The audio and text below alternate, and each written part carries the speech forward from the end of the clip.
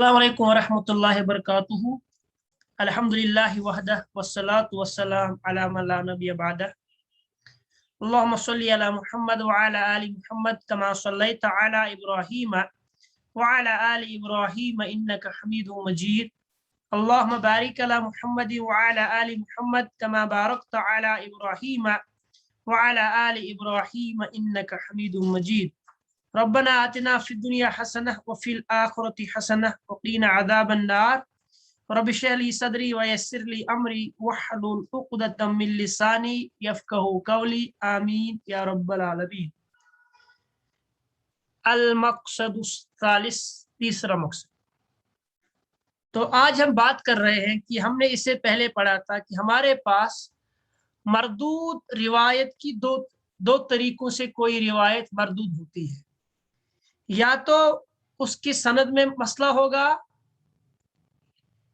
यानी सनद मुनक़ता होगी, या रावी पे कोई मसला हो, यानी रावी का बहुत सारे मसाइल हो सकते हैं।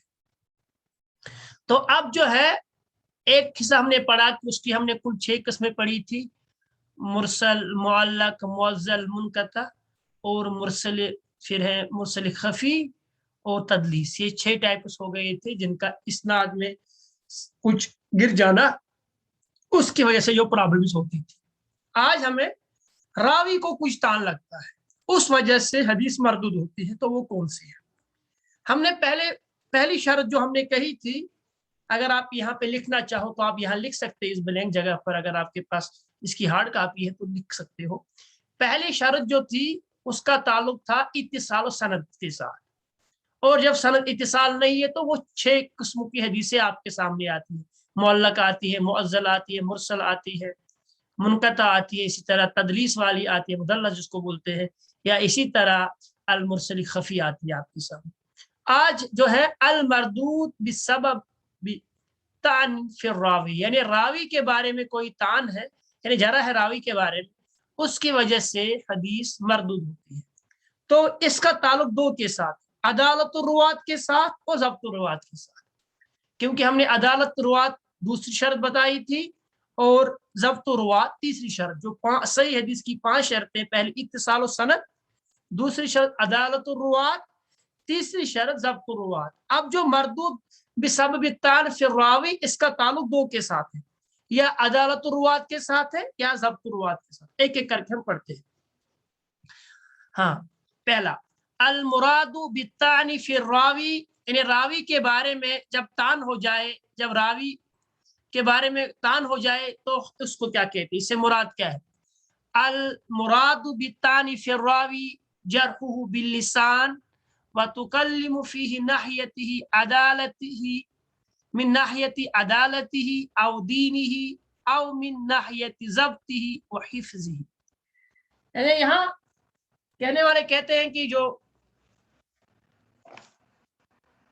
चलो हाँ, कहते हैं कि अल मुराद बित्ता फिर रावी, यानी रावी के बारे में तान से हमारी क्या मुराद है? उससे हमारी मुराद यह है कि रावी जो है उसको मजरूह किया जाता है, उसकी फिर रावी जर बिल लिसान, यानी उसको जख्मी किया जाता है जुबान के साथ। यानी असल में जरह कहते हैं जख्म को, इसीलिए जरहा जो है सर्जन को कहते हैं, नहीं सर्जरी जरहा। तो जो जरह असल में कहते हैं जख्मी करने को, और लिसान जुबान से, यानी जुबान से किसी को जख्मी करना। तो इसको क्यों जख्मी किया जाता है? तो तकल्लुमु, और इसमें बात की जाती है, फीही, इस एतबार से, यानी इस एतबार से, किस एतबार से? नाहियती अदालती ही, उसकी अदालत को देखा जाता है, औ दीनी ही, उसको दीन को देखा जाता है, औ में नाहियती ज़ब्ती ही व हिफ्ज़ी, या उसके ज़ब्त को देखा जाता है, यानी या उसके हिफ्ज़ को देखा जाता है। तो असल में जो यहाँ पर तान फिर रावी जो है, जो रावी पर तान होता है, ये तान जो होता है इसलिए होता है क्योंकि इस आदमी की या तो अदालत जो होती है या उसका ज़ब्त खत्म हुआ होगा। अब देखते हैं दीन में क्या आता है, अदालत में क्या आता है, ज़ब्त में क्या आता है, हिफ्ज़ में क्या आता है। इसका मैंने पहले भी वो बताया था कि एक आदमी की अदालत 5 चीज़ों से जो साबित होती है, उनमें हमने कहा था कि बालिग होना चाहिए, मुसलमान होना चाहिए, आकिल होना चाहिए, और इसी तरह से जो है क्या उसको कहते हैं फुशल नहीं हो, फुशल जो है उसको गलत नहीं होना चाहिए, वो हिफ्ज और जब्त में आता है, और मुसलमान होना चाहिए, आदिल होना चाहिए। तो ये सारी चीजें जो हमने अलग अलग उस वक्त 5 शर्तें बताई थी सही हदीस में, वहां हमने इनको तफसील के साथ जिक्र किया है। अगर उनको कोई फिर से सुनना चाहे तो वो वहां पर है, लेक्चर अपलोड है उस पर है सही की किस्मों में। असबाबु तानिफ रावी, अब कुल जो है रावी के बारे में कुल 10 बातें कही जा सकती है। 5 का ताल्लुक अदालत के साथ है और 5 का ताल्लुक जब्त के साथ। वही फरमाते हैं असबाबु तानिफ रावी अशरत असबाबिन, यानी एक रावी में तान तान तो हम कश्मीरी भी इस्तेमाल करते हैं और उर्दू में भी इस्तेमाल, यानी उसका कोई नक्स है, उस नक्स के कुल 10 शर्तें हैं, 10 असबाब है, 10 काजिज है, 10 सबब है, सबब की जमा असबाब है। खमसतु मिनहा ततअल्लकु बिल अदाला, 5 का ताल्लुक रावी की अदालत के से साथ है। व खमसतु मिनहा ततअल्लकु बिज़ब्त, और 5 का ताल्लुक जो है वो जब्त के साथ, यानी 5 का ताल्लुक अदालत के साथ है और 5 का ताल्लुक जब्त के साथ है। आप देख लीजिएगा, अम्मल्लती ततअल्लक बित्तानी फिल अदालती फहिया, जिन 5 का ताल्लुक रावी के अदालत के साथ है वो 5 है। अलकिज़्ब, झूठ, पहला, अगर रावी झूठा हो तो उसकी हदीस का अलग नाम पड़ेगा। अतुहमतु बिलकिज़्ब, अगर उस पर झूठ की तोहमत लगी है तो वो भी हदीस मरदूद होगी, उसका दूसरा नाम है। अल-फिस्क, अगर रावी जो है फिसिक यानी गुनाहगार है या फिस्को फुजूर करता है तो उस पर अलग हुक्म है। अलबिदा, असल में यहाँ पे अलबिदअतु नहीं, गलत है, क्योंकि जब अल लगता है तो तनवीन हट जाती है, अलबिदअतु होना चाहिए। यहाँ पर इसको ठीक करो, यहाँ पर एक ही पेश है, अलबिदअतु बिदा। अल जहालतु, यानी जब रावी को न जाना जाए, आई जहालतु आई, यानी जब हम उसको नहीं जानते कि ये रावी कौन।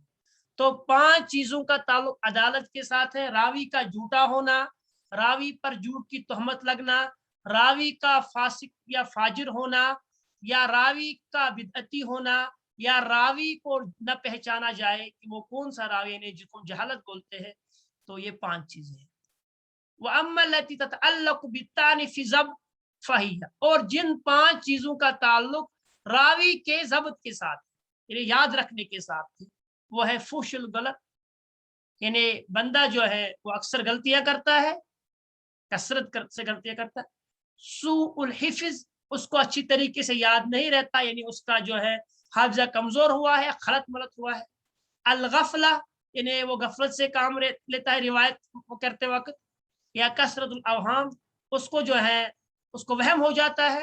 या 5वीं मुखालिफत सिक्कात, या वो सिक्कात जिसको हम शाज़ कहते हैं, ये वो सिक्का की मुखालफत करता है। अब फरमाते हैं साज़कुरु अनवा अल हदीसिल मरदूद बिकुल्ली बिसबबिन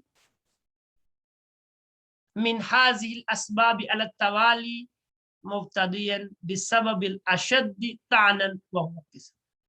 कहते हैं कि हम इन जो है साज़कुरु अनवा, हम इन चीजों को जिक्र करेंगे, हदीस मरदूद की जो किस्में हैं उनको जिक्र करेंगे, और हर सबब बिकुल सबब मिन हाजिल असबाब अल तवाली, भी एक एक करके जो हम हर एक तवाली कहते कंटिन्यू, एक एक करके जो है हम इनको बयान करेंगे कि इस हदीस को इसके नाम से क्यों पुकारा जाता है।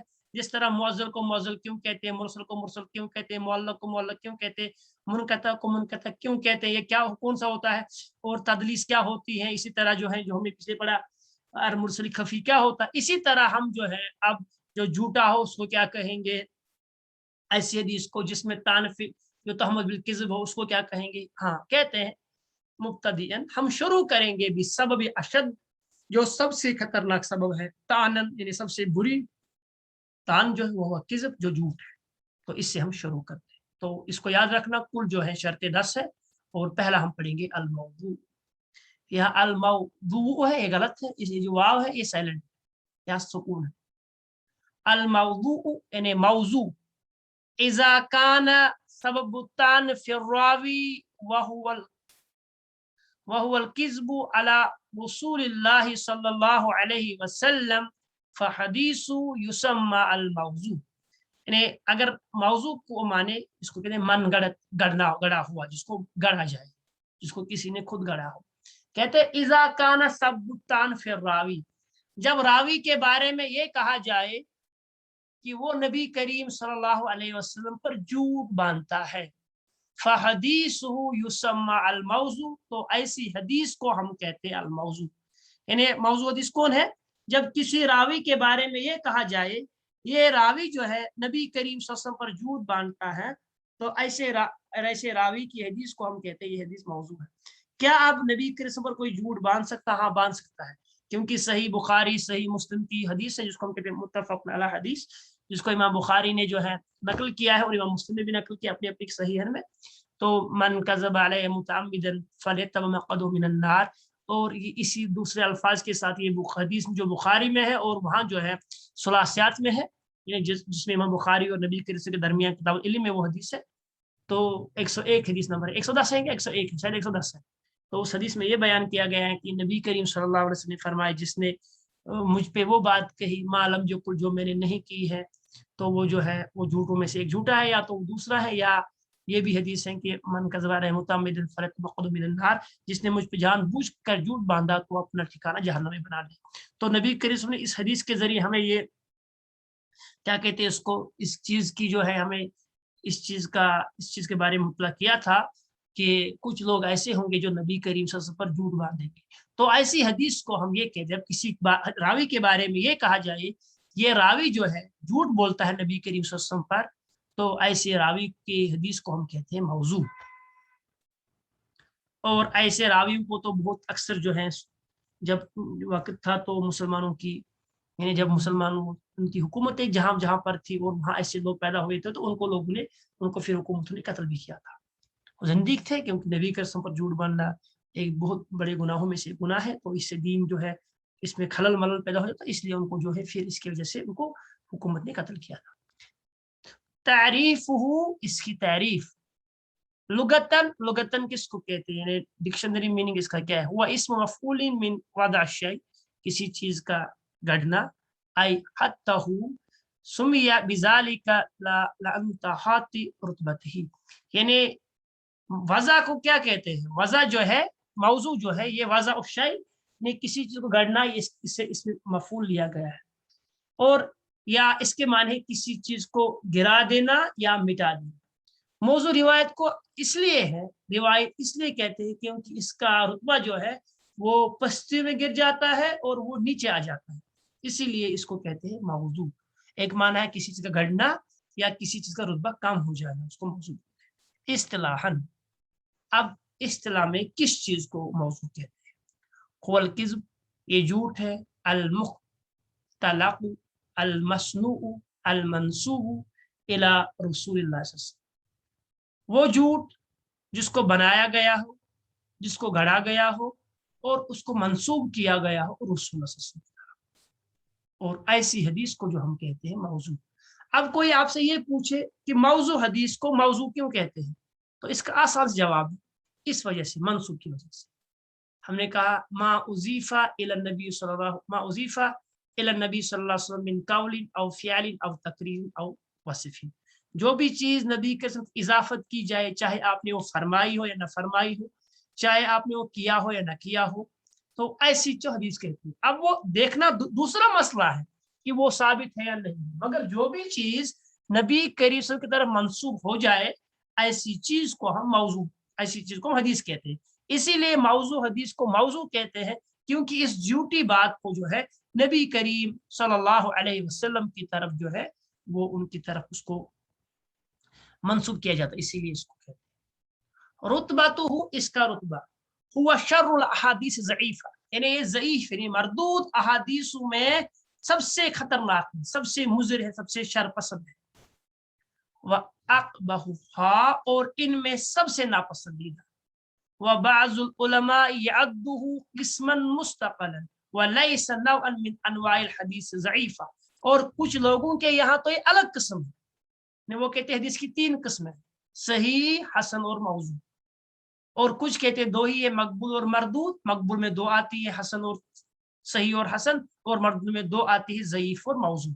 تو وہ اس میں کرتے ہیں. کہتے ہیں کچھ لوگوں نے اس کی شدت کو دیکھ کر, اس کی برائی کو دیکھ کر اس کو الگ قسم بنا دیا, کہا موضوع حدیث ہی الگ ہے, تو یہ ضعیف کی قسم میں سے نہیں ہے, مگر اگر اوور آل دیکھا جائے تو یہ مردود کی قسم میں سے ہے, اس پر کوئی شک نہیں ہے.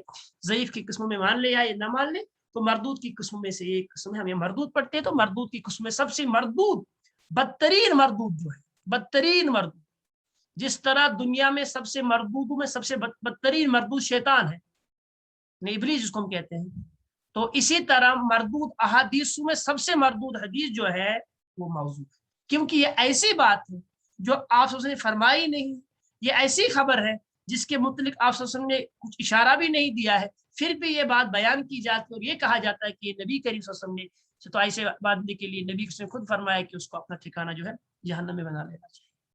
آپ دیکھ لیجیے حکم روایت ہی, یعنی اس کے روایت کرنے کا حکم کیا ہے.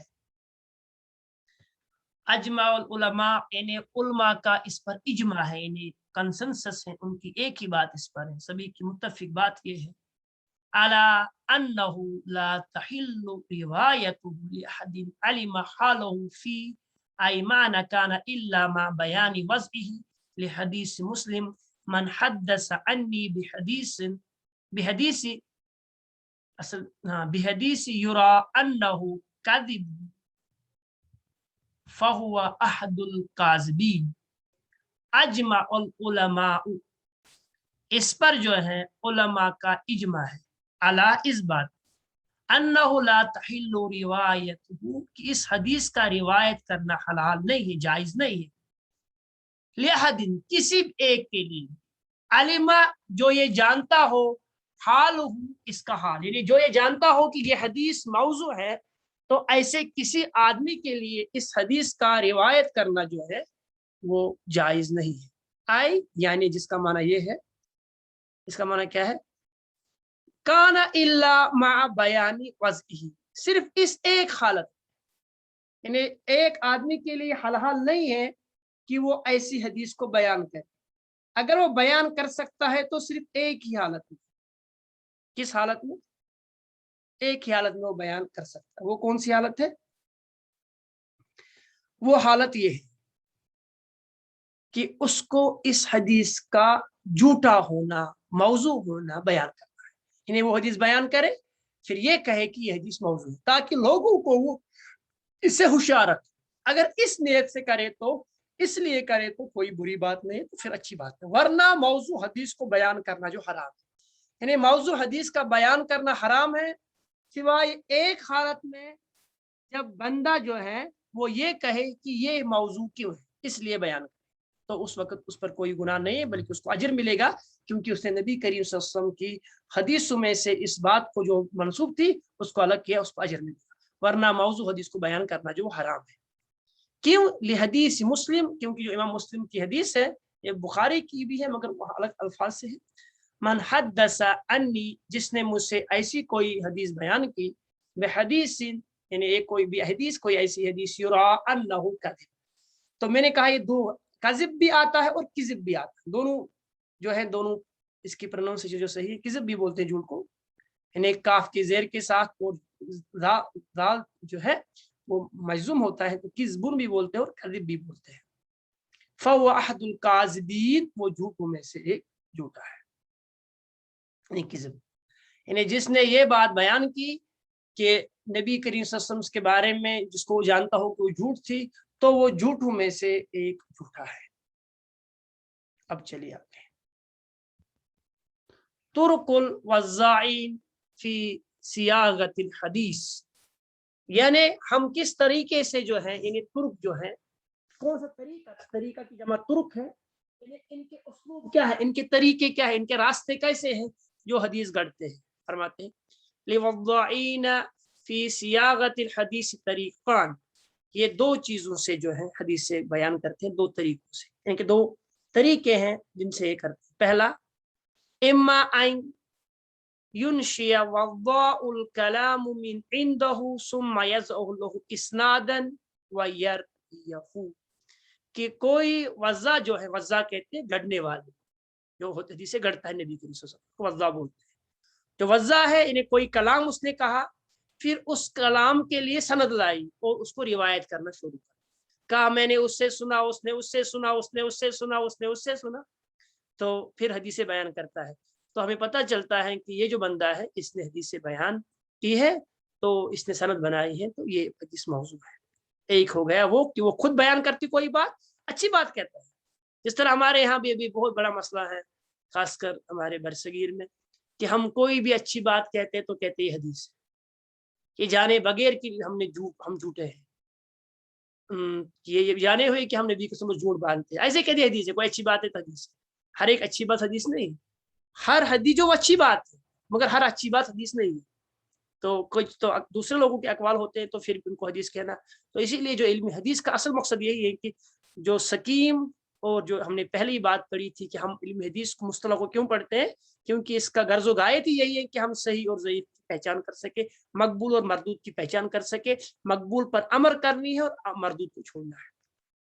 وَإِمَّا أَن يَأْخُذَ كَلَامًا لِبَعْضِ الْحُكَمَاءِ أَوْ غَيْرِهِ وَيَزْعُمُ لَهُ إِسْنَادًا، یا تو کبھی اپنی بات کرتے ہیں اس کی سند لاتے ہیں اور حدیث کو بیان کرتے ہیں نبی کے ساتھ منسوب، یا کسی حکیم، کسی حکما کہتے ہیں دانا لوگوں کی حکیم، دانا لوگوں کی باتوں کو نقل کرتے ہیں، اور پھر یا غیرہی یا اور کسی لوگوں سے، کچھ لوگوں سے، پھر ان کے لیے سندیں بناتے ہیں۔ یہ دو طریقے، یا خود کا کلام ہوگا پھر سند گڑیں گے، اس کے لیے گڑیں گے، یعنی بنائیں گے سند، اس کے لیے وضع کریں گے سند، یا کسی اچھے آدمی کا کوئی کلام ہوگا تو اس کو سند کے ساتھ جو ہے اس کی طرف کریں گے۔ اس کی بہت سارے ہیں، ابھی دیکھ لیں۔ کیف یعرف الحدیث الموضوع، ہم کیسے جان جاتے ہیں کہ یہ حدیث جو ہے موضوع ہے، اس کے جاننے کے بھی طریقے ہیں، تو ان میں سے ہم کچھ جانتے ہیں۔ تو پہلا جو طریقہ ہے، پہلا طریقہ یعرف الحدیث الموضوع من دون نظر فی اسنادہ بامور منہا، یعنی دیکھے بغیر، یعنی اس پر تحقیق کیے بغیر۔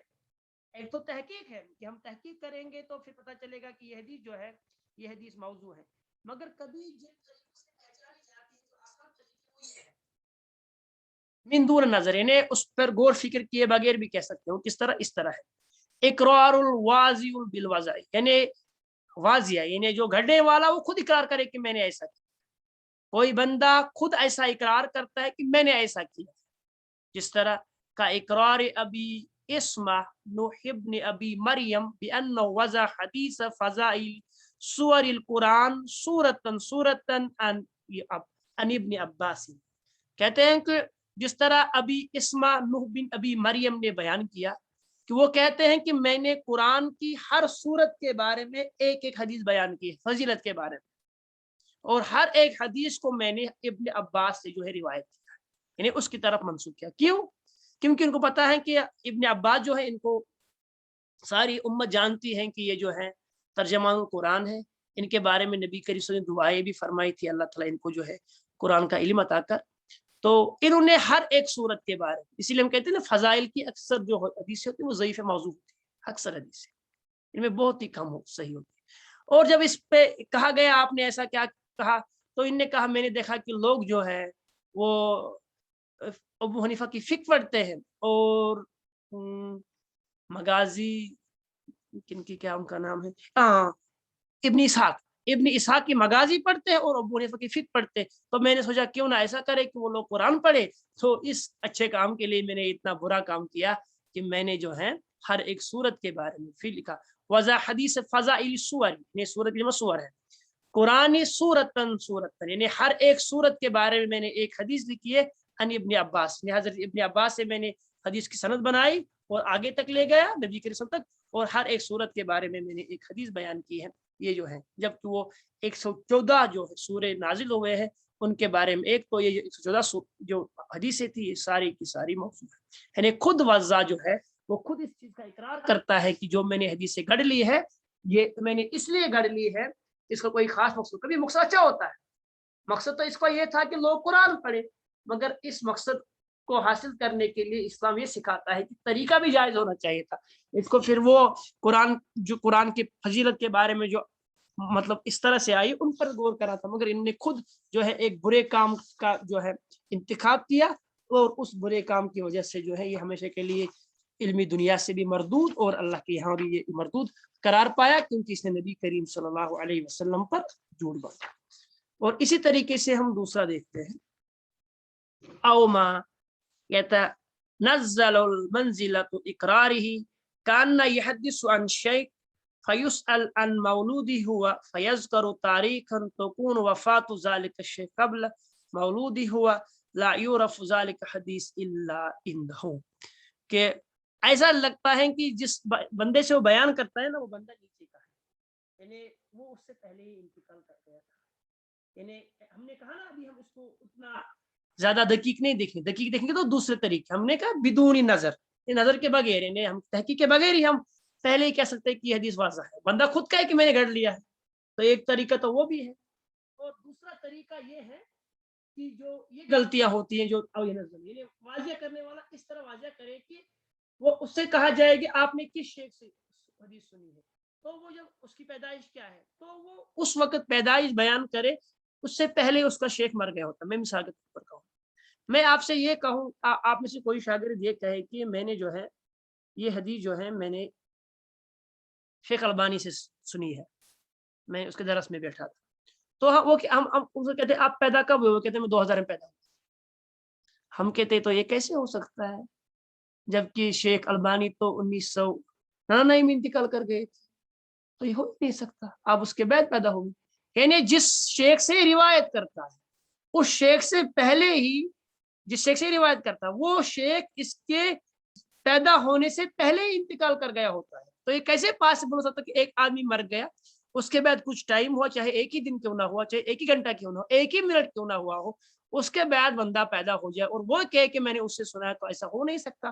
یہ تو کوئی کیسٹ ویسٹ کا زمانہ نہیں، انٹرنیٹ کا، یہ تو آج سے 1400 سال کی باتیں چل رہی ہیں، 1200 سال کی باتیں چل رہی ہیں، وہاں تو یہ چیزیں تھی نہیں، تو اس نے کیسے سن لیا؟ تو اس طریقے سے ہم جانتے ہیں کہ یہ حدیث جو ہے یہ موضوع ہے۔ او کرینۃ فی الراوی، یا ہم ایسا کوئی کرینہ دیکھتے، کوئی ایسی نشانی دیکھتے ہیں، مثل یعنی اس کی مثال ان یقول راوی رافضی والحدیث فی فضائل اہل، یعنی کوئی راوی جو رافضی ہے اور اس سے جو حدیث ہے اہل بیت کے بارے میں، تو اکثر ایسا ہوتا ہے کہ جب ایسی حدیث ہوتی ہے تو وہ اپنے مسلک کو آگے بڑھانے کے لیے، اپنے منہج کو آگے بڑھانے کی حدیث بیان کرتے ہیں، جبکہ ہم دیکھتے ہیں کہ چونکہ وہ رافضی ہے اور اس نے جو حدیث بیان اہل بیت کے بارے میں کی ہے، تو ایسا حالت میں بھی ہم نے بہت بار دیکھا کہ حدیث جو تھی وہ موضوع تھی۔